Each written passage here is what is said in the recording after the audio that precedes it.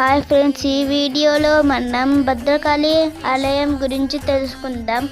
వరంగల్ భద్రకాళి ఆలయం తెలంగాణలోని ప్రసిద్ధ శక్తి పీఠాల్లో ఒకటి. ఇది హనుమకొండ వరంగల్ మధ్య భద్రకాళి చెరువు దగ్గర కొండపై ఉంది. ఇక్కడి ప్రధాన దేవత శ్రీ భద్రకాళి అమ్మవారు. ఈ ఆలయాన్ని చాళుక్యుల కాలంలో నిర్మించారు.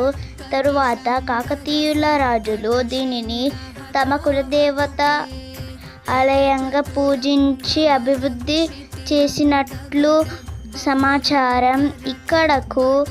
ఇక్కడికి ఆషాఢం, నవరాత్రులు, బోనాలు వంటి సందర్భాల్లో పెద్ద సంఖ్యలో భక్తులు వస్తుంటారు.